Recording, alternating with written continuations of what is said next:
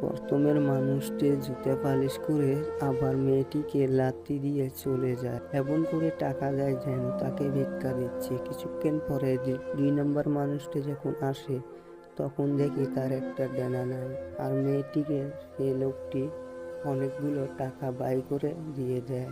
মেয়েটি মানা করলেও জোর করে দিয়ে দেয়। কিছুক্ষণ যাওয়ার পথে ফের আবার দেখে মেয়েটির পায়ে জুতা নাই, আবার নিজের পায়ের জুতা মেয়েটিকে পরে দেয়। তো এরকম মানুষের জন্য তো একটা লাইক দেওয়া যায়।